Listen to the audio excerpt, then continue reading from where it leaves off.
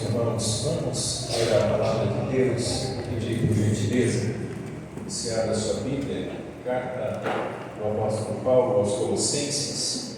Nós faremos a leitura do capítulo número 1. Essa carta ela tem 4 capítulos. Eu vou fazer a exposição dela em 5 mensagens. Hoje eu quero começar com o capítulo número 1. Da minha mensagem é a superioridade de Cristo.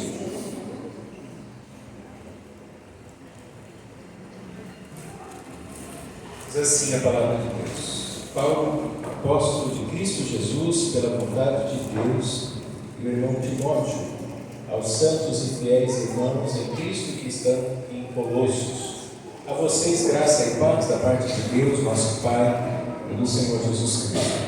Sempre agradecemos a Deus, o Pai de nosso Senhor Jesus Cristo, quando oramos por vocês, pois temos ouvido falar da fé que vocês têm em Cristo Jesus e do amor que têm por todos os santos, por causa da esperança que lhes está reservada nos céus, a respeito da qual vocês ouviram por meio da palavra da verdade, o Evangelho que chegou até vocês. Por todo o mundo este Evangelho vai frutificando e crescendo, como também ocorre entre vocês, desde o dia em que o ouviram e entenderam a graça de Deus em toda a sua verdade. Vocês o aprenderam de Epáfras, nosso amado cooperador, fiel ministro de Cristo para conosco, que também nos falou do amor que vocês têm no Espírito. Por esta razão, desde o dia em que o ouvimos, não deixamos de orar por vocês e de pedir que sejam cheios do pleno conhecimento da vontade de Deus, com toda sabedoria e entendimento espiritual. Isso para que vocês vivam de maneira digna do Senhor e em tudo possam agradá-lo, frutificando em toda a boa obra, crescendo no conhecimento de Deus e sendo fortalecidos com todo o poder, de acordo com a força da sua glória, para que tenham toda a perseverança e paciência com alegria, dando graças ao Pai que nos tornou dignos de participar da herança dos santos no reino da luz. Pois Ele nos resgatou do domínio das trevas e nos transportou para o reino do seu Filho amado, em quem temos a redenção, a saber, o perdão dos pecados. E Paulo começa um louvor. Ele é a imagem do Deus invisível, primogênito de toda a criação, pois nele foram criadas todas as coisas nos céus e na terra, as visíveis e as invisíveis, sejam tronos ou soberanias, poderes ou autoridades, todas as coisas foram criadas por Ele e para Ele. Ele é antes de todas as coisas e nele tudo subsiste. Ele é a cabeça do corpo, que a igreja é o princípio e o primogênito dentre os mortos, para que em tudo tenha a supremacia. Pois foi do agrado de Deus que nele habitasse toda a plenitude e por meio dele reconciliasse consigo todas as coisas, tanto as que estão na terra quanto as que estão nos céus, estabelecendo a paz pelo seu sangue derramado na cruz. Antes vocês estavam separados de Deus e na mente de vocês eram inimigos por causa do mau procedimento de vocês.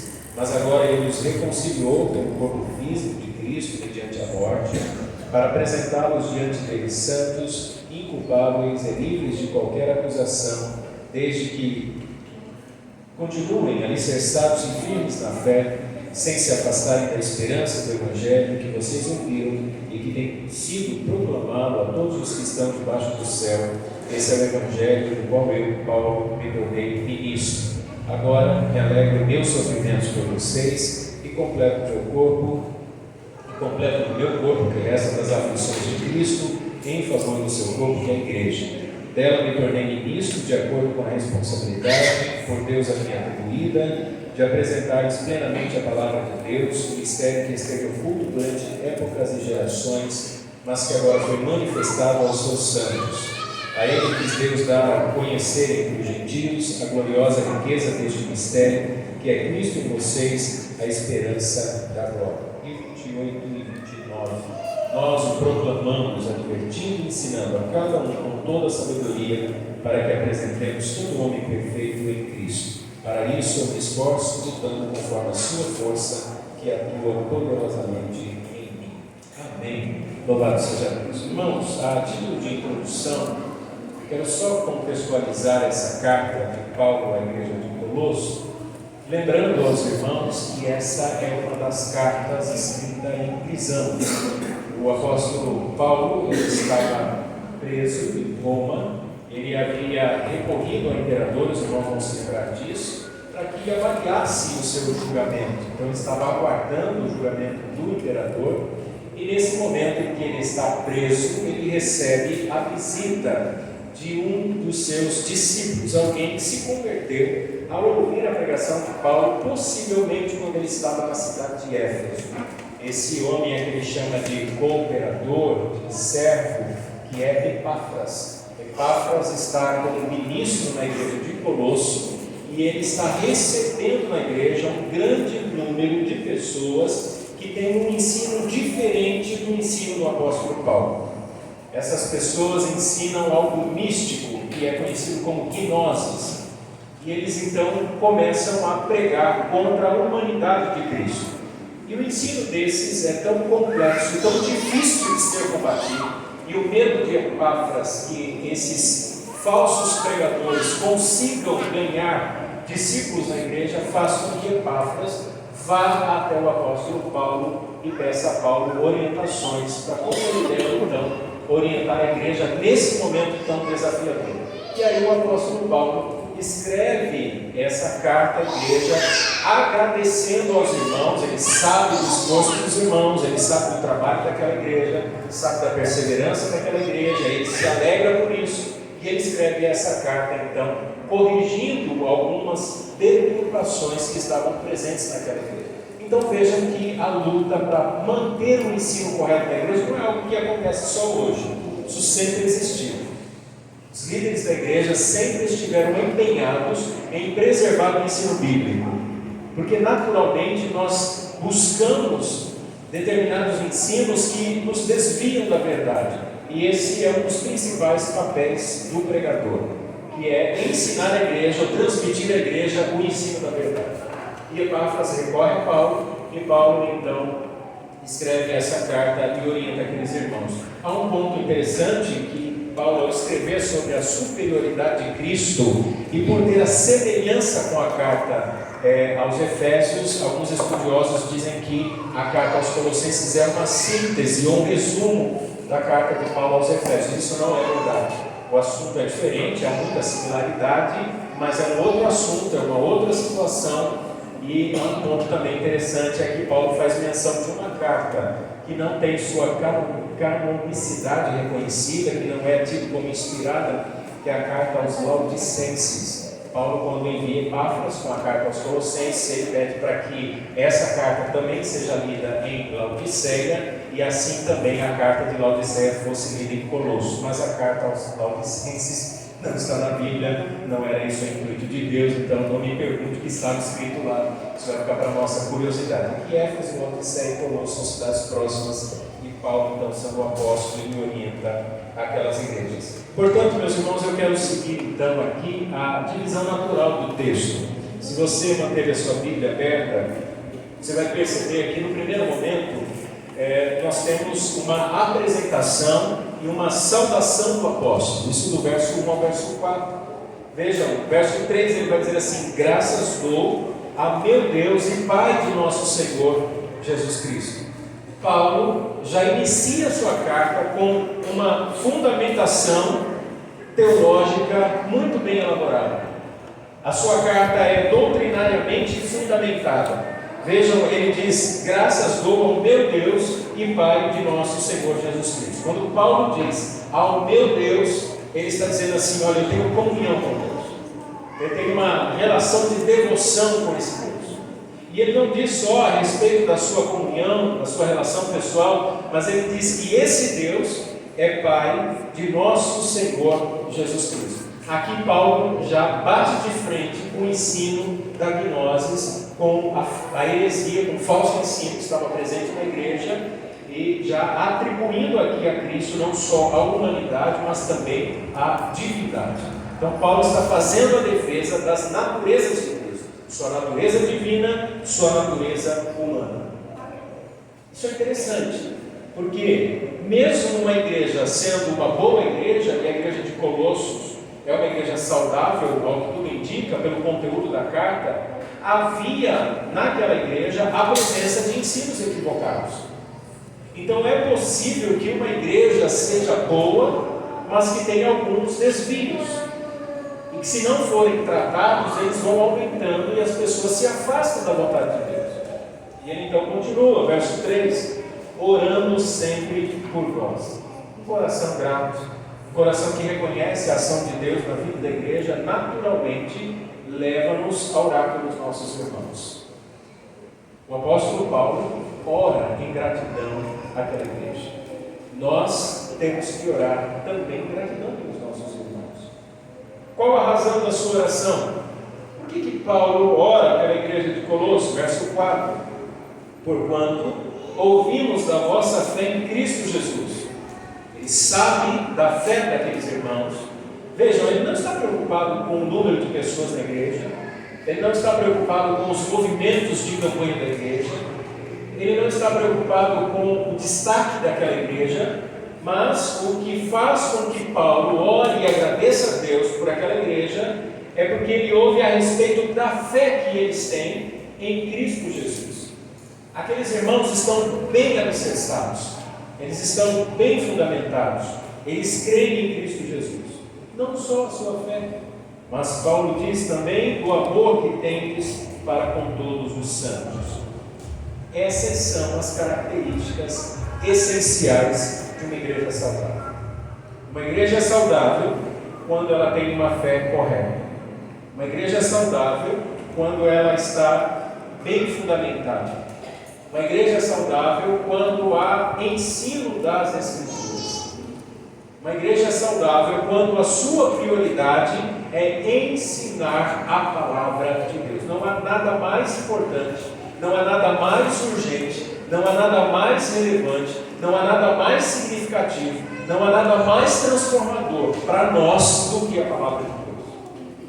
Não há pregador, não há campanha, não há ensinos, não há rituais, não há absolutamente nada mais importante do que o ensino da palavra de Deus. Tudo o que nós precisamos é da palavra de Deus. O que sustentou Regis e a Nana nesse processo de luta contra o câncer foi o conhecimento da palavra de Deus. É conhecer a palavra de Deus para lidar com as nossas próprias limitações e com as nossas dificuldades. E essa igreja ficou conhecida e ouviu falar da sua fé e do seu amor.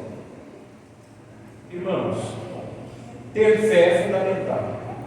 Para isso é necessário que conheçamos a palavra. Agora, a doutrina correta é seguida da prática correta.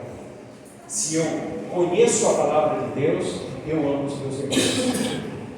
O que demonstra para uma comunidade que ela conhece a Deus e que ela ama a Deus é como ela se relaciona entre os próprios membros. Do amor que tendes para com todos os santos. É muito bom saber que uma igreja é conhecida por essas características. A igreja ficou conhecida pela sua fé e pelo seu amor. Isso é testemunho. A igreja de Corinto também era conhecida, mas de forma diametralmente oposta. O apóstolo Paulo, escrevendo à igreja de Corinto, disse assim: eu ouço que há entre vós tanta imoralidade, e imoralidade tal que nem sequer cogita entre os gentios. Essa é uma forma negativa da igreja ser conhecida. Um monte de crente reunido, cheio de imoralidade. Aqui não, a igreja de Colossos, Paulo diz assim: eu ouço a respeito da vossa fé e do amor que vocês têm uns para com os outros. Meus irmãos, o que confirma a profissão da nossa fé não é necessariamente um credo que a gente escreve, não é um documento. O que faz com que a nossa fé seja vista é a prática dela, é o amor que nós temos uns pelos outros. Eu posso memorizar um credo, eu posso memorizar uma confissão, mas eu preciso amar os meus irmãos. E essa igreja ficou conhecida pelo seu amor. O segundo ponto é que a causa desse comportamento é evidenciada ou é demonstrada do verso 5 ao verso 8. Paulo, então, escrevendo a igreja, ele explica a causa desse comportamento. Qual é? Verso 5: por causa da esperança que vos está reservada nos céus. Paulo diz assim: meus irmãos, vocês têm uma fé correta, o amor de vocês é maravilhoso, a igreja é um exemplo, e a causa desse comportamento da igreja é a esperança que vos está reservada nos céus. Isso aqui parece, no primeiro momento, uma mensagem meio triunfalista. É como se Paulo estivesse dizendo assim: não, vocês amam uns aos outros e vocês têm fé porque vocês têm promessa de que vocês vão morar no céu, porque vocês têm promessa de que Deus vai dar vitória a vocês, porque vocês têm promessa de que Deus guarda vocês o tempo todo, porque vocês têm promessa de que o Senhor muda o cativeiro. Não, não é isso. Não é isso que Paulo está dizendo. Paulo está falando não necessariamente sobre algo ou alguma coisa, mas ele está falando sobre alguém. Paulo está falando sobre Cristo Jesus. A esperança que está no céu é o Cristo ressurreto que ascendeu aos céus. Paulo diz: vocês têm fé correta, vocês têm esperança, vocês amam uns aos outros por causa de Jesus Cristo. É isso que evidencia uma igreja correta, uma igreja saudável. É a igreja que sabe que a maior riqueza que ela tem é o Senhor Jesus, e que esse Cristo que está no céu um dia voltará para nos levar. Agora no verso 7, ele então atribui a Epáfras o potencial de ensino. Ele reconhece sua capacidade, ele sabe que Deus usou o seu servo, e ele diz então: como aprendestes de Epáfras, nosso amado conservo, que para vós é um fiel ministro de Cristo. Ora, Epáfras realmente se converteu na pregação do apóstolo Paulo. Epáfras não era um apóstolo. Epáfras não tinha a formação intelectual de Paulo. Epáfras não era conhecido e respeitado como Paulo. A evidência disso é que Epáfras vai até Paulo em Roma para pedir orientações para como lidar com aquelas questões complexas e teológicas. Mas Paulo reconhece, Paulo admite que Epáfras é um bom servo, ou seja, assim como ele, o apóstolo Paulo, serve a Cristo, Epáfras também serve.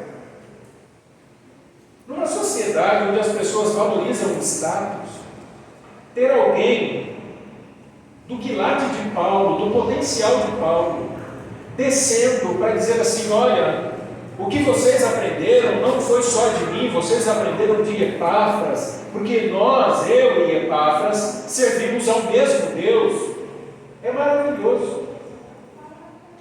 Isso aqui nos ensina a importância de reconhecer e valorizar os dons e talentos que Deus atribui a cada um de nós como membros do seu corpo.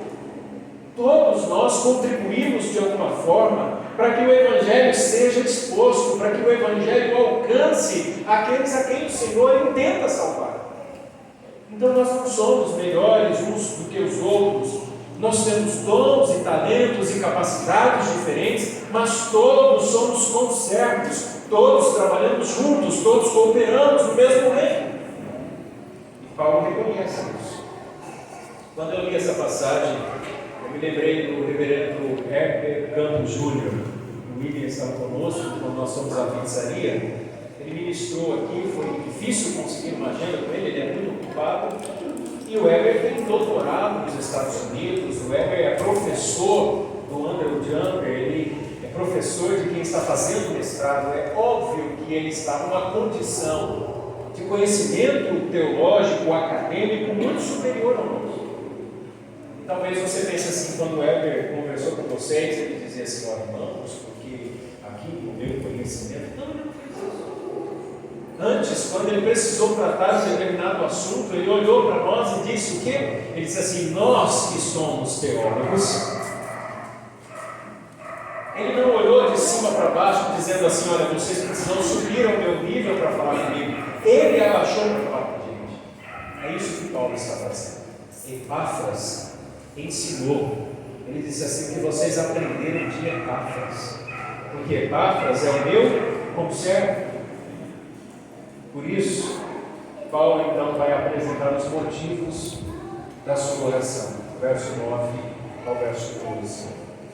A oração do apóstolo Paulo pela igreja de Colosso é um exemplo para nós, Porque assim que ele soube das conversões, assim que ele soube que algumas pessoas estavam chegando ao conhecimento do Evangelho, e que havia naquela igreja pessoas com falsos ensinos, tentando assediar e envolver essas pessoas, Paulo ora para que eles tenham sabedoria, para que eles recebam força, para que eles recebam graça e para que eles recebam alegria para continuar na caminhada cristã. Quantas vezes você tem orado pelos seus irmãos? Quantas vezes? Quantas vezes você tem orado por conversões? Quantas vezes você tem pedido ao Senhor para que fortaleça os seus irmãos, para que dê paciência aos seus irmãos, para que sustente os seus irmãos? Às vezes nós oramos pelas nossas necessidades, pelas nossas preocupações, pelas demandas da nossa vida. O apóstolo Paulo ora para que eles sejam cheios do conhecimento da vontade de Deus, para que o desejo de servir não seja em vão. Se eles não tiverem um conhecimento, eles não farão corretamente. Não basta ter a intenção correta, nós precisamos ter o conhecimento correto. Por isso ele diz: e em toda sabedoria e inteligência espiritual. Adquirir conhecimento resulta do nosso esforço. Se você for uma pessoa dedicada e procurar conhecer a Bíblia e estudar a Bíblia, você vai adquirir conhecimento. Mas o conhecimento não aplicado não é sabedoria. Nós precisamos ter sabedoria para viver a vida da forma que Deus estabelece na sua palavra. Então ele ora para que os irmãos tenham inteligência espiritual, ou seja, para que os irmãos tenham discernimento, para que os irmãos saibam como entrar, como sair, para que saibam como proceder no dia a dia, para que glorifiquem a Deus através da sua vida. Olha o verso 10: para que vocês possam andar dignamente diante do Senhor. Andar dignamente é uma expressão muito comum no contexto da Ásia Menor. Para eles era como alguém sendo pesado numa balança para definir o seu valor, para ter um determinado valor. E ele está dizendo àqueles irmãos que eles deveriam ser diferentes dos outros que eram pesados na balança, na adoração dos falsos deuses. Eles deveriam viver de forma digna, de forma honrosa, que glorificasse a Deus. Olha o verso 11: corroborados, ou seja, confirmados em toda a fortaleza, segundo a força da sua glória. O que nos capacita, irmãos, é a graça de Deus. O que nos mantém em pé é a força do Senhor. O que nos faz permanecer é o próprio Jesus. Durante a jornada para o céu, muitas pessoas ficarão pelo caminho, porque elas não terão compromisso com o Senhor Jesus. Quem não conhece a Deus não vai conseguir caminhar. A caminhada é restrita àqueles que querem o Senhor Jesus. Muitos vão ficar entretidos com o mundo, com a beleza do mundo, com a luxúria do mundo, com o entretenimento do mundo, com as preocupações do mundo, vão olhar ao redor e ficar admirados, mas perderão o foco de Cristo Jesus. Somente aqueles que foram corroborados, confirmados, ratificados, selados, registrados, esses sim vão permanecer dignamente diante do Senhor. E esses não viverão reclamando. Já viu aquela pessoa que reclama? A igreja, pastor, são pessoas que não têm comunhão com Cristo, porque não é assim que se trata as coisas. A igreja é o corpo de Cristo. Nós servimos a Deus. E essas pessoas não terão paciência ao que diz Paulo, porque os que são confirmados, eles serão confirmados em toda a paciência, em longanimidade e gozo. Paciente, sabe lidar com oposição, sabe lidar com dificuldade. Longanimidade é alguém que aguenta a injúria, aguenta a afronta, aguenta a oposição, e isso com gozo, com uma alegria. Verso 12: dando graças ao Pai que nos fez idôneos. O apóstolo Paulo diz que nós somos aptos para uma tarefa específica.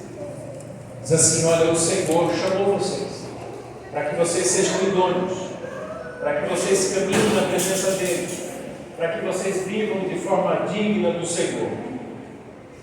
Quarto, Paulo então vai explicar sobre os efeitos dessa ação de Cristo na sua igreja. Ele vai dizer assim: irmãos, sabe por que é que vocês são pacientes? Sabe por que vocês se alegram na tribulação?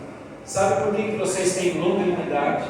Sabe por que vocês agradam a Deus no comportamento de vocês? Verso 13: porque Ele nos tirou das potestades das trevas e nos transportou para o reino do Filho do seu amor. Uma linguagem militar, o apóstolo Paulo reconhece que a nossa salvação é a expressão da bondade e da misericórdia de Deus. Deus nos tirou das trevas e nos trouxe para a luz. E Ele fez isso nos dando a redenção, verso 14. Ele nos comprou, Ele pagou o preço pelo resgate. Ele foi lá, aonde nós estávamos, no reino das trevas. Ele pagou o preço, Ele nos transportou para o reino do Filho do seu amor. Louvado seja Deus. Nós não pertencemos mais ao mundo. Isso enche o coração de Paulo de alegria, de gratidão, de gozo, e ele então começa a entoar um hino ao Senhor. Ele começa a adorar ao Senhor. Verso 15 ao 20, Paulo então entoa na sua oração um cântico de louvor, um hino cristão. Verso 15, ele diz assim, que Jesus é o primogênito de toda a criação. Ele tem um privilégio, ele tem um destaque, ele é o criador de tudo que existe. Ele é antes de todas as coisas. Tudo que existe foi feito por ele. Não é primogênito no sentido de filho mais velho, é primogênito no sentido de primazia, de destaque, de preferência, de superioridade, de supremacia, de privilégio. Cristo é o início, Ele é o princípio de todas as coisas. Então Paulo está dizendo à igreja: Cristo é Deus. Ele é o Criador de tudo. Ele é transcendente, Ele está acima de toda a criação, porque Ele fez todas as coisas. Mas ao mesmo tempo, Ele é imanente. Ao mesmo tempo, Ele está com a sua criação, ao mesmo tempo, Ele está com o seu povo. Verso 18, Ele é a cabeça do corpo, ou seja, da igreja. E Paulo então está dizendo: olha, assim como a cabeça é o centro condutor do corpo humano, Cristo é quem conduz o seu corpo, ou seja, a sua igreja, o seu corpo. Nós somos conduzidos pelo Senhor. É por isso que todo domingo nós nos reunimos na igreja. É por isso que todo domingo nós ouvimos a instrução da palavra de Deus.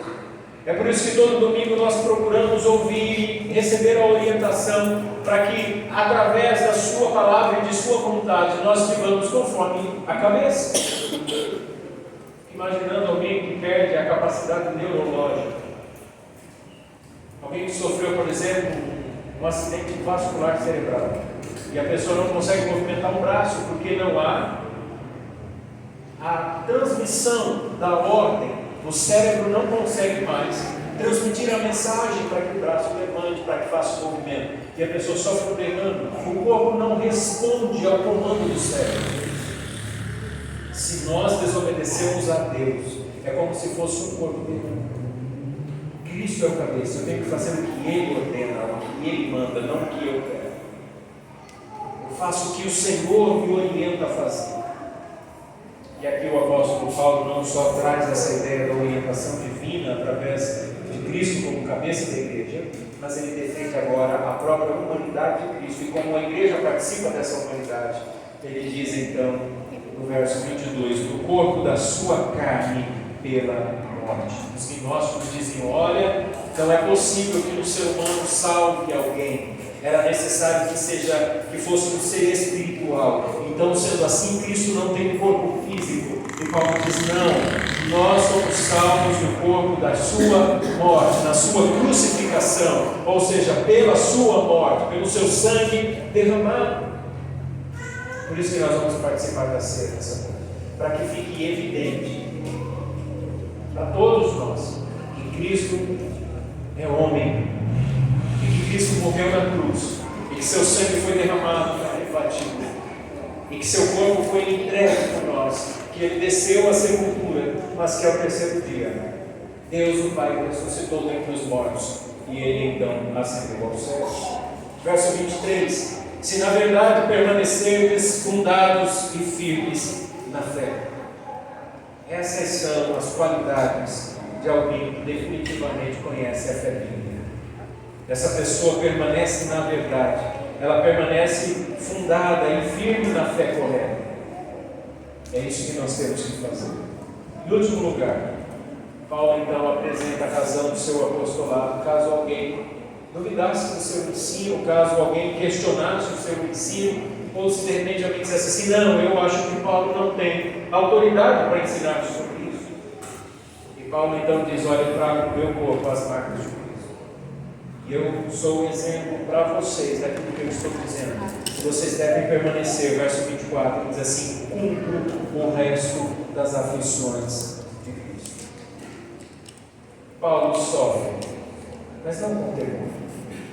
Paulo sofre de forma clara e objetiva. E ele diz: regozijo-me agora no que padeço por vós. Se eu sou apóstolo, eu sou exemplo. E eu permaneço firme, e eu creio, e eu sei que esse é o propósito de Deus. Quando nós passamos por situações difíceis, nós logo questionamos a Deus: Senhor, por que temos que passar por isso? Talvez o nosso irmão Reginaldo, em algum momento, tivesse perguntado: Senhor, por que eu? Qual a sua intenção em me submeter a tão grande sofrimento? E a resposta de Paulo para o nosso sofrimento é: Cristo tem que ser glorificado. Cristo tem que ser glorificado no nosso sofrimento. Se nós permanecermos fiéis, Cristo é glorificado no nosso sofrimento. E ele diz no verso 25: do qual eu estou feito ministro. E ele diz: segundo a dispensação de Deus. Ele sabe que foi Deus quem o capacitou. Ele sabe que foi Deus que o chamou. Ele sabe que foi Deus, através do próprio Cristo, que fez o seu apostolado ser bem sucedido. E ele sabe que a missão dele é continuar instruindo a igreja, fundamentando a igreja nesse Cristo ressurreto. Irmãos, não se esqueçam de quem vocês servem. Vocês servem a Jesus. Quando passarem por dificuldades, não olhem para o pastor. Quando estiverem confusos, não olhem para os presbíteros da igreja. Quando estiverem com problemas para serem resolvidos, não tentem justificar as suas falhas, alegando que os outros são falhos, mas olhem para Cristo Jesus. No verso 26 ele diz: o mistério que esteve oculto desde todos os séculos. Esse é o mistério. Os gnósticos eram voltados à revelação, eram voltados ao misticismo, como aquelas pessoas que ficam o tempo todo: revela o meu futuro, qual é a palavra de Deus para mim. Paulo diz: não se preocupem com isso, vivam hoje, vivam no agora. Cristo é o mistério, e esse mistério já foi revelado dos céus. Eu não consigo entender porque alguém, conhecendo Cristo ressurreto, Senhor, Salvador, que vai nos levar para eternamente viver com Ele, precisa de alguém denominado profeta para dizer: olha, a tal dia vai acontecer isso ou vai. Não precisa disso, não há necessidade. Cristo é meu Senhor, o meu amanhã está nas mãos dele. Eu vivo para Ele, para a glória dele, e o que vai acontecer amanhã, a Bíblia diz: basta a cada dia seu próprio mal. Às vezes nós ficamos tão preocupados. Eu preciso saber o que vai acontecer. Eu preciso que alguém ore por mim. Eu preciso que alguém revele alguma coisa para mim. Eu preciso que alguém fale algo para mim. Eu preciso. Não, você não precisa. Você precisa de Jesus Cristo. Mas pastor, eu preciso ouvir uma palavra. Você precisa de Cristo. Ele é a palavra. Mas pastor, eu preciso de uma motivação. Você precisa do mistério que esteve oculto desde todos os séculos. Sabe por que Paulo suportou a prisão? Não foi porque Epáfras chegou e disse assim: Paulo, Deus me mostrou que você vai sair dessa cadeia. Não, ninguém fez isso com Paulo. Ao contrário.